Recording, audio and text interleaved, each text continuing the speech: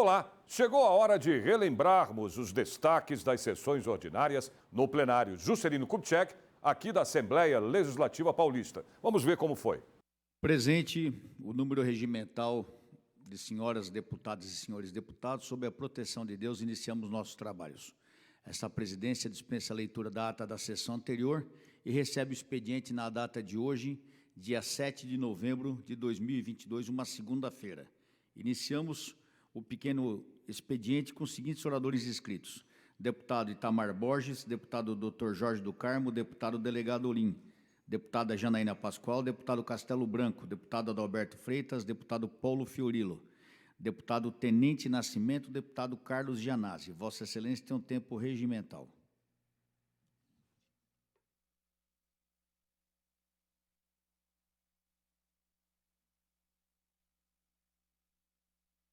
Senhor presidente, deputado Telhada, senhores deputados, senhoras deputadas, telespectador da TV Assembleia.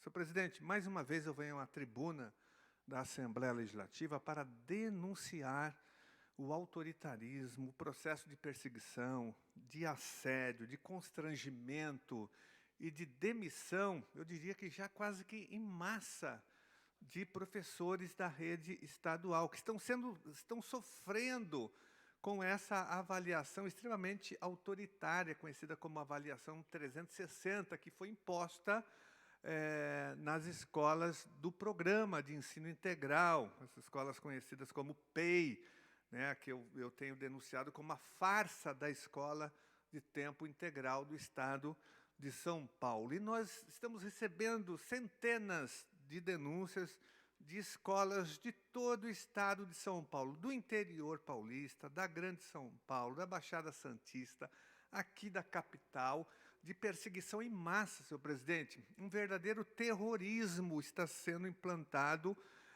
na rede pela Secretaria da Educação, através desse modelo de avaliação, né, um modelo de avaliação personalista e extremamente parcial do ponto de vista do trabalho pedagógico dos professores e das professoras. Vários professores estão sendo desligados desse programa por conta desse modelo de avaliação, que é um modelo subjetivo, personalista, que deixa o professor refém dessa condição. É direto.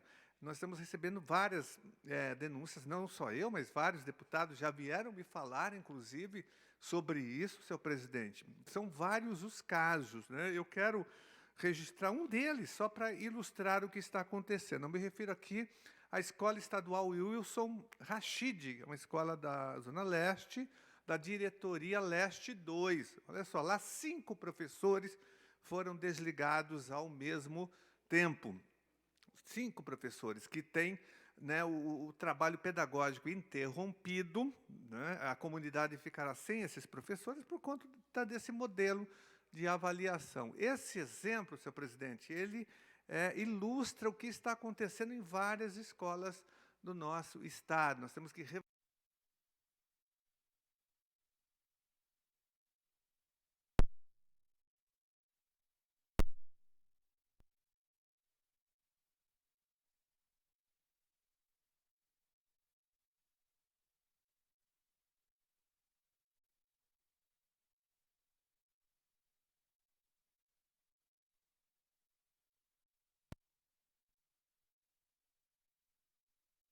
o que eles fizeram com a rede estadual, eles destruíram a carreira do magistério com a aprovação do projeto de lei que instituiu o que eles chamam da nova carreira, que de nova não tem nada, foi a destruição, mas esse modelo tem que ser alterado imediatamente, tem que ser revogado esse modelo do programa de ensino integral, tanto do ponto de vista da contratação dos professores, essa avaliação que é perversa e é cruel, né? E nós estamos recebendo, inclusive, denúncias de pessoas, diretoras e até mesmo dirigentes de ensino que apoiaram a campanha do ex-secretário Rocieli Soares, que agora estão perseguindo professores, senhor presidente. Isso é muito grave.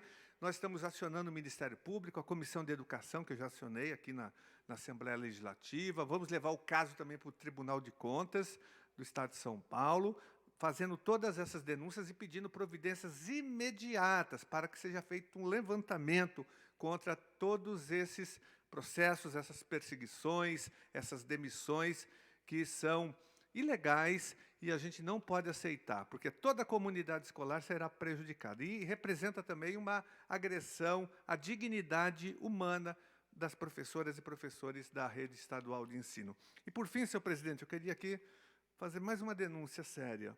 Olha, nós estamos acompanhando, analisando o orçamento para 2023, né, que consta na lei orçamentária, o projeto de lei 578/2022, que foi protocolado aqui pelo Poder Executivo. É uma lei orçamentária totalmente antipopular, antidemocrática, que não colocou o povo está fora do orçamento do Estado de São Paulo. Mas só para a gente ter uma ideia da gravidade da situação, senhor presidente, o IANSP, olha só, novamente, o IANSP, que precisa de recursos do governo estadual, todos acompanham aqui a situação do IANSP, né, o sucateamento do Hospital do Servidor Público Estadual, as terceirizações generalizadas, a dificuldade de um servidor conseguir uma consulta, um exame, uma cirurgia, de ter acesso a um remédio, a falta de convênios em todo o interior de São Paulo.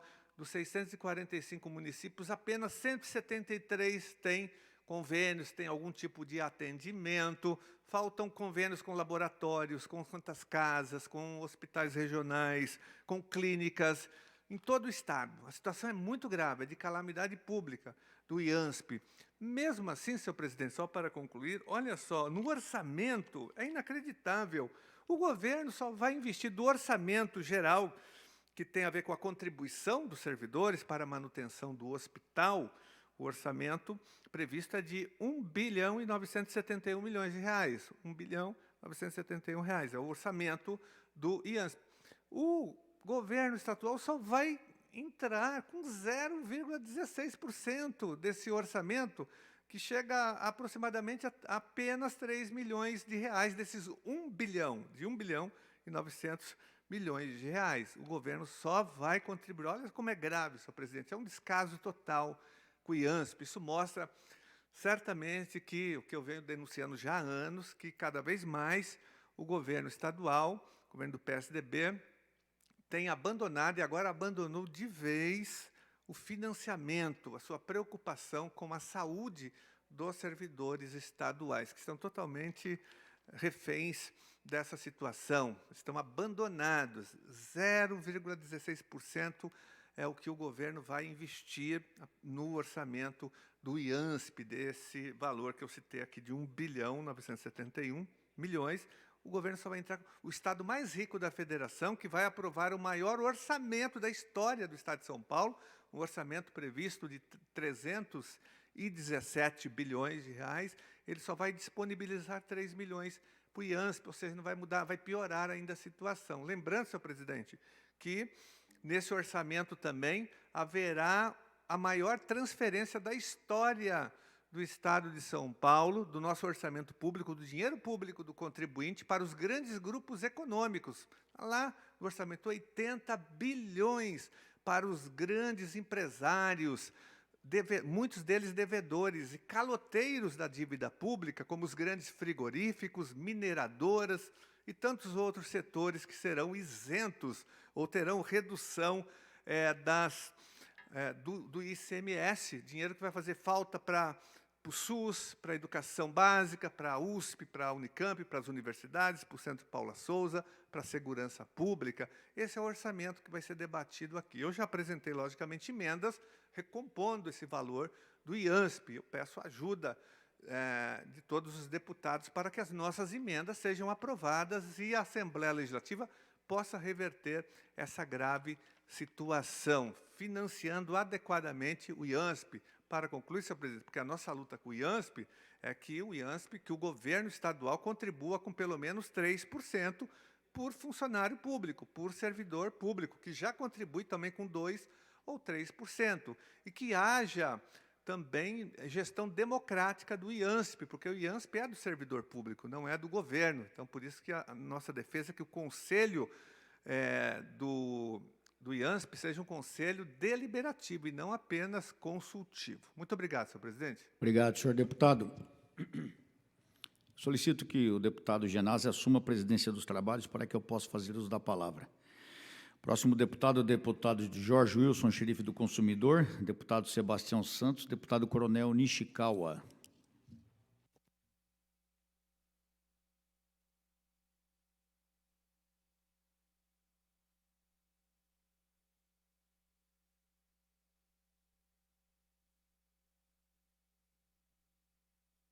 Dando sequência à lista de oradores inscritos, no pequeno expediente, com a palavra, agora o deputado Coronel Telhada, que fará uso regimental da tribuna.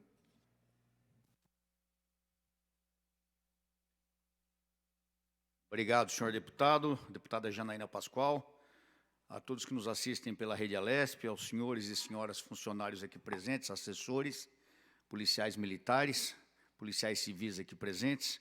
Hoje, segunda-feira, dia 7 de novembro de 2022. Quero começar com um assunto que está rodando hoje na rede social, foi a morte do ex-ator Guilherme de Pádua, que em 1992 assassinou, junto com a então mulher dele, Paula Tomás, a jovem Glória Pérez. Perdão, a Glória Pérez é a mãe dela, né? A Daniela Pérez, a jovem Daniela Pérez, ela foi morta a golpes de tesoura, um crime absurdo. E a mãe dela, Daniela Pérez, até fez um trabalho forte à época para que o homicídio fosse considerado um crime hediondo e acabou o Guilherme sendo condenado a 19 anos e 6 meses de cadeia. Mas como aqui é o Brasil, ele ficou só 6 anos e 9 meses, nem 7 anos preso. E foi colocado em liberdade e morreu ontem vítima de um infarte. Então, é uma coisa a se pensar, né? Ele viveu 30 anos a mais que a Daniela Pérez, uma jovem, na flor da idade, foi morta. E todo mundo aqui comenta, a gente que é policial vive muito isso, né? Mas quando é uma pessoa famosa a vítima, todo mundo dá mais atenção, né? Como ela era uma artista de televisão, ainda mais da famigerada Rede Globo, acabou se dando uma repercussão muito grande esse caso.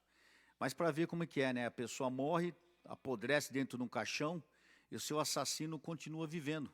Preso ou não, ele viveu 7 anos preso, de 23 anos em liberdade, até ele se converteu, se tornou pastor, que Deus tenha piedade da alma dele. E eu também sou favorável a pessoa a se regenerar, né? Mas é uma situação que é bom parar para pensar. A nossa lei ela é muito frágil, é muito fraca.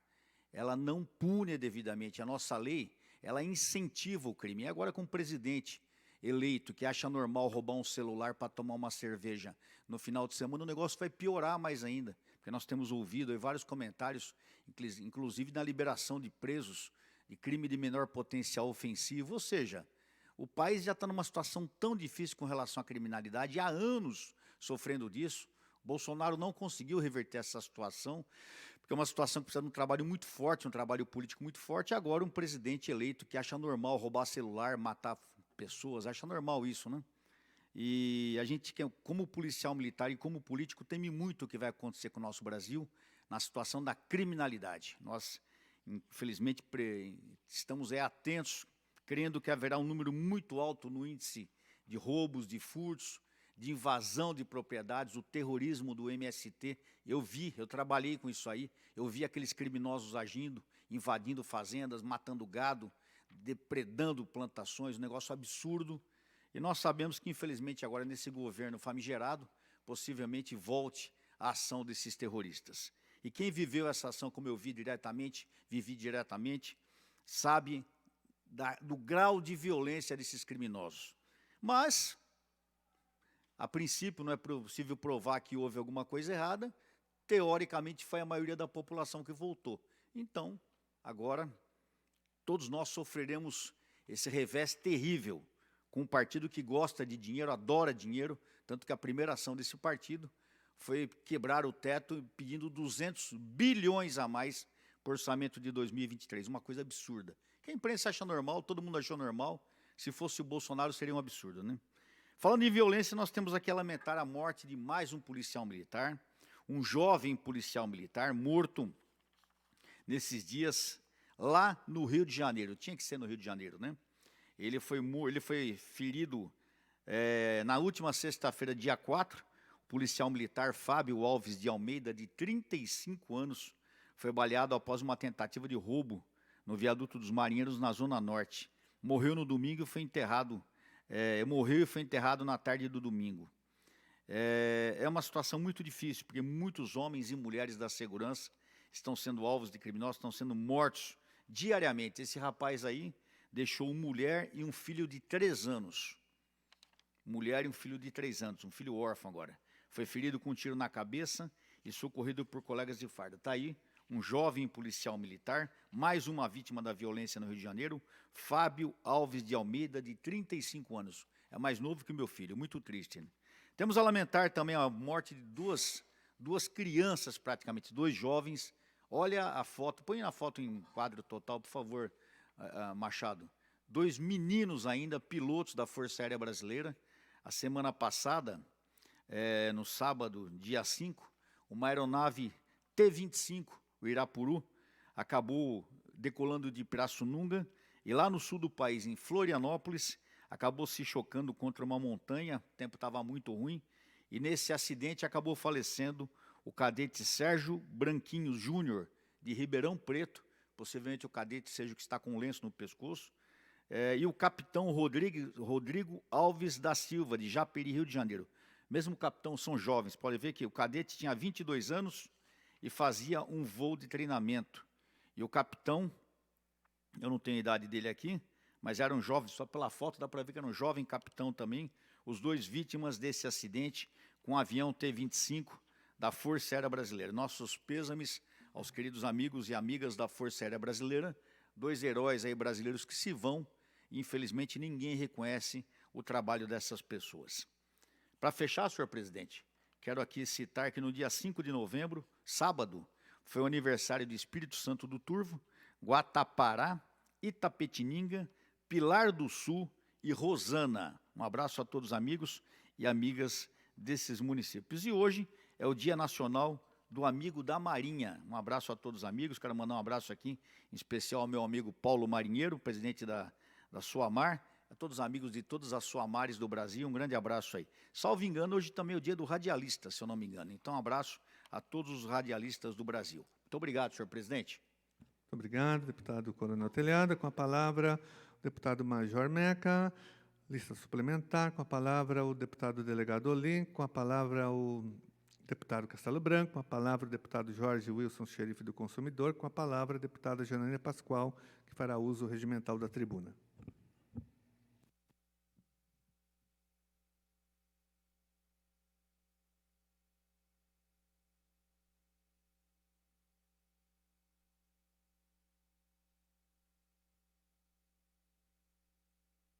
Cumprimento as pessoas que nos acompanham, Vossa Excelência, senhor presidente, colegas deputados, senhores funcionários. Eu queria tratar de um tema que, de certa forma, está aterrorizando as pessoas, ou pelo menos um grupo de pessoas, ou alguns grupos de pessoas, que é a questão da rigidez, da confiabilidade do nosso sistema eleitoral, do resultado das eleições. Então, eu queria, primeiramente, deixar aqui consignado, já fiz várias vezes, mas novamente, que eu sempre fui uma defensora do voto impresso. Sempre fui, muito antes do presidente abraçar essa bandeira em sala de aula, eu já defendia o voto impresso, por entender que a materialização do voto confere segurança a todas as partes. Por exemplo, diante da situação de dúvida que se estabeleceu no país, ou em parte do país, se nós tivéssemos os votos impressos, poderíamos fazer a recontagem, que é algo que acontece nas nações mais desenvolvidas pelo mundo afora. O tema foi debatido no Congresso, foi debatido no Supremo, e, infelizmente, não foi implementado. Tá? Então, eu quero deixar isso aqui registrado, porque eu não sou o tipo de pessoa que muda de opinião a depender do contexto. Também quero deixar aqui registrado que eu acredito firmemente que o presidente Bolsonaro perdeu. Tá? Eu acredito que o presidente perdeu. E entendo que perdeu por culpa do seu núcleo duro, de pessoas agressivas, pessoas persecutórias, sobretudo com quadros da direita. Porque eu nunca vi o bolsonarismo bater em esquerdista como eles bateram e batem em direitistas. Então, eu quero deixar aqui registrado que, enquanto o presidente eleito, Lula, estava buscando estabelecer alianças com os espectros divergentes da sociedade, o presidente Bolsonaro, na melhor das hipóteses, se calou diante das perseguições feitas pelos seus apoiadores mais próximos, porque eram perseguições feitas por pessoas que frequentavam e frequentam o Palácio, pessoas que frequentavam e frequentam a casa do presidente da República. Então, é impossível dizer que não soubesse. Eu perdi a conta do tanto de postagem, de discurso, de áudio, que fiz alertando que era necessário ter um pouco de humildade, porque as pessoas que discordavam, as pessoas que faziam perguntas, as pessoas que, de alguma maneira, se mostravam indecisas, eram atacadas no lugar de serem conquistadas. Então, eu acredito de verdade que o presidente perdeu, não foi o Lula que ganhou, foi o presidente que perdeu, pela falta de humildade do seu entorno. Independentemente disso, nós temos um número significativo de cidadãos que não acreditam no resultado. Não entendo que a melhor maneira de lidar com esses cidadãos seja calá-los.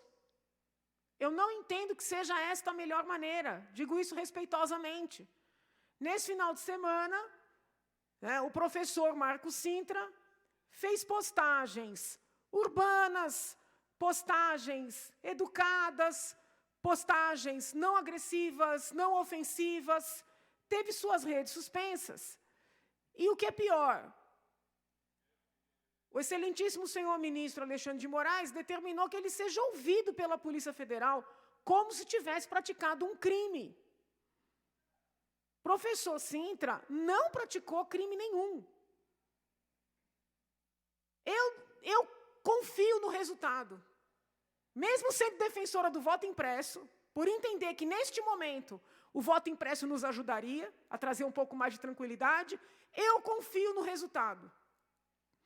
Não obstante, não posso entender natural, numa democracia, que os demais cidadãos estejam impedidos de fazer questionamentos, de desejar esclarecimentos.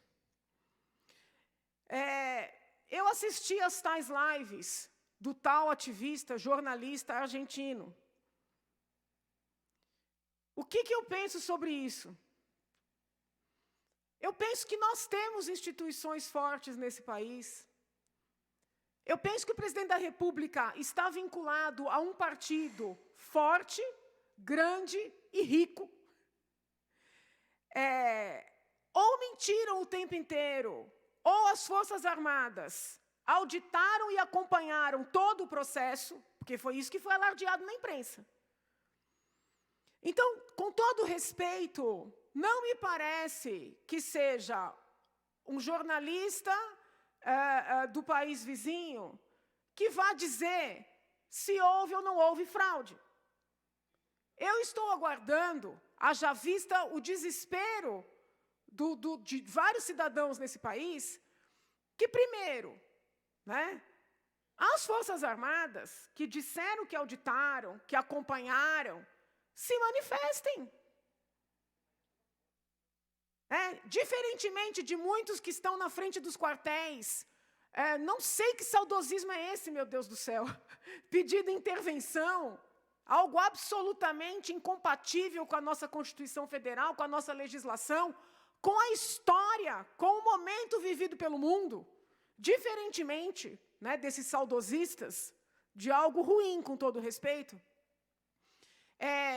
Eu acompanhei os noticiários.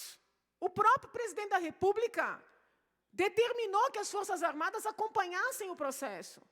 Meu Deus do céu, seja para confirmar o resultado, seja para dizer que há dúvidas, é necessário que alguma instituição neste país venha a público. Porque não é possível que vão ficar todos calados, enquanto as pessoas estão descabelando, chorando, entrando em pânico na frente dos quartéis. Não é possível. E o partido do presidente? O PL? Entende que aquela documentação, que aquela tal live vale de alguma coisa? Entende que não? Tem que ter um comunicado, tem que ter um manifesto. Porque, senhores, muito embora eu acredite no resultado, quando as pessoas começam a levantar dúvidas, e no lugar de virem esclarecimentos, vêm ordens de intimação, de condução à Polícia Federal, de derrubada de redes, infelizmente, as dúvidas acabam ganhando força. Então eu entendo que já passou da hora da tal auditoria que o presidente determinou que fosse feita ao longo do processo eleitoral ser apresentada para a nação. Já passou da hora do partido do presidente se manifestar, porque quando houve dúvidas no pleito entre a ex-presidente Dilma e o agora deputado federal Aécio, o partido do candidato que perdeu pediu uma verificação. Então, essas dúvidas, esses pedidos de verificações são inerentes à democracia. O que não é inerente à democracia é as pessoas não terem o direito sequer de duvidar. Então, aqui é um pleito como cidadã, como deputada, como professora de direito, que aqueles que acompanharam esse processo se manifestem de forma técnica. Não é de forma adjetivada. É golpe, não é golpe, é fraude, não é fraude. Isso fere o são sentimento da democracia. Porque essas frases feitas, elas retomam a momentos ruins da nossa história. A divergência, a dúvida, isso não tem nada a ver com ferir instituições, atacar instituições. Que isso? Também não dá para o presidente da República ficar calado. Vem do circo pegar fogo. É isso que ele quer?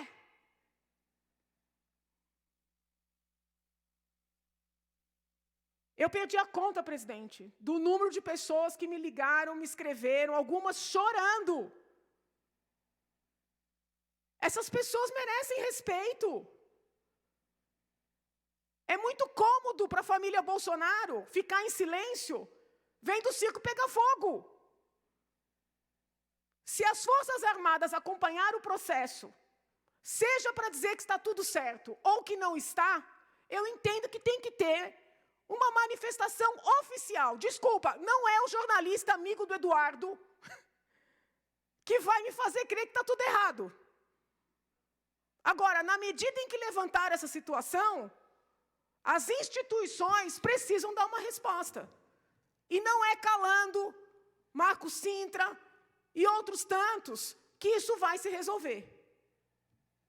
Obrigada, senhor presidente.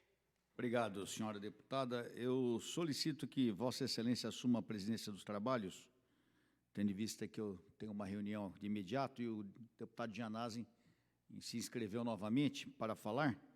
Antes de chamar o deputado Gianazzi, eu quero saudar o deputado eleito Capitão Telhada, que se encontra no plenário, acompanhando nossos trabalhos. Muito obrigado, deputado.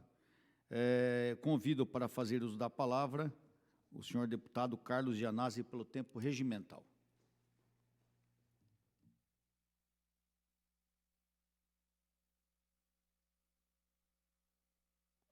Senhor presidente, de volta à tribuna no dia de hoje, eu gostaria de dizer que nós estamos extremamente preocupados, porque o Brasil agora entrou no novo tempo, é o tempo da reconstrução de tudo aquilo que foi destruído pelo governo proto-fascista do Bolsonaro. A verdade é essa. E isso ficou muito claro agora na transição, né? O Bolsonaro estava enganando o povo brasileiro em relação ao orçamento para 2023, quando disse que iria dar aumento real para o salário mínimo. Está lá agora, né? A imprensa toda divulgando, a própria base aliada dele mostrando no orçamento, a previsão orçamentária para 2023. Não há nenhum tipo de aumento real para o salário mínimo. Estava enganando o povo. Os seus próprios apoiadores estavam sendo ludibriados. Ele não deixou um centavo para a farmácia popular, né? Tirou dinheiro da merenda escolar. A merenda escolar no Brasil retrocedeu aos anos 80, quando existia apenas uma bolacha seca e um suco qualquer, com açúcar, com aditivo, com química, que faz muito mal para a saúde.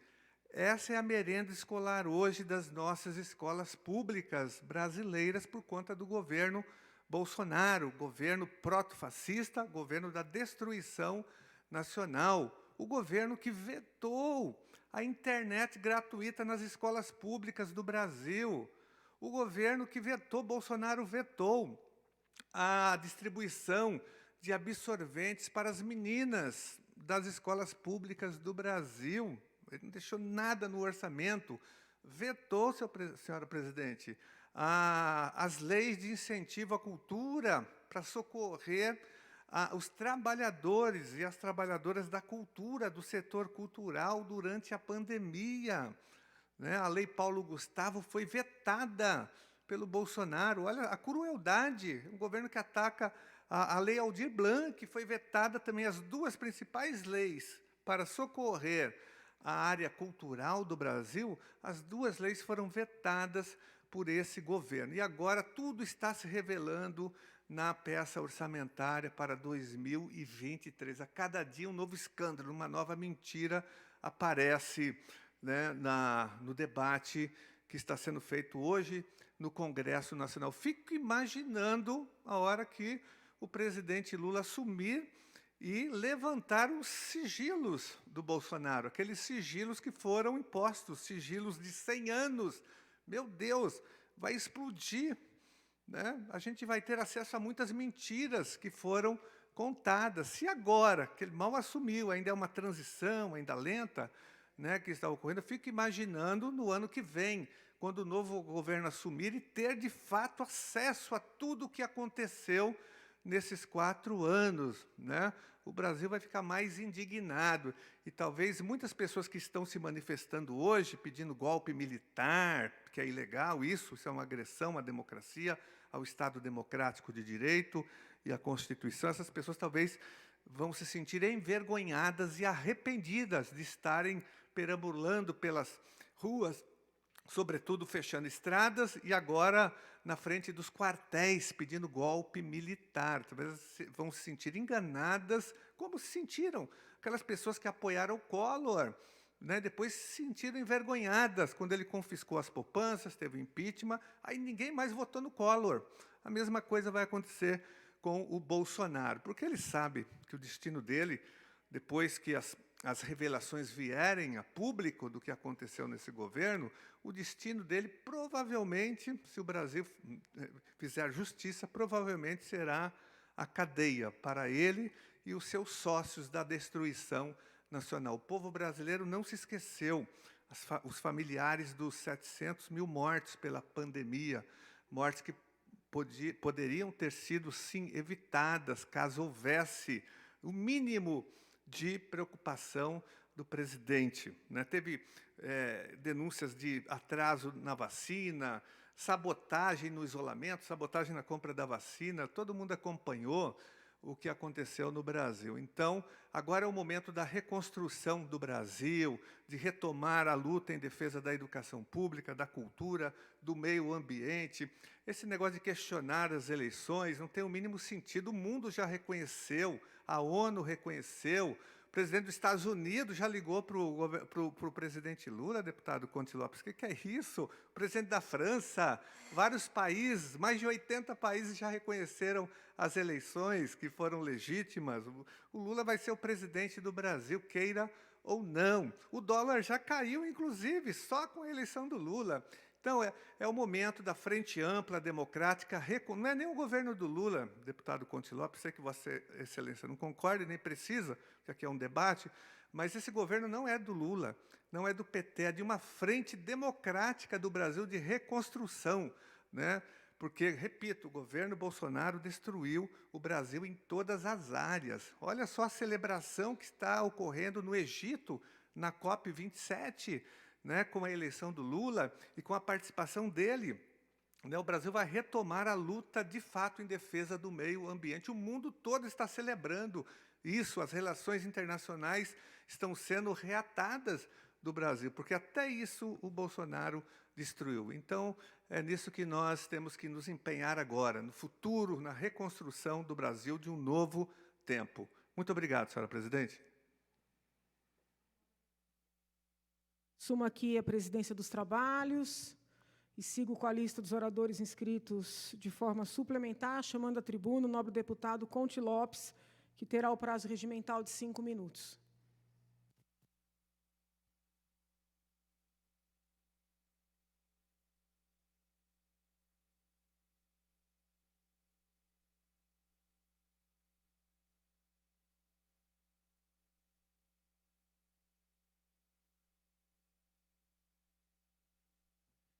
Senhora presidente, senhores deputados, ouvi o nobre deputado Carlos Gianazzi falando a respeito de uma possível prisão de Jair Bolsonaro.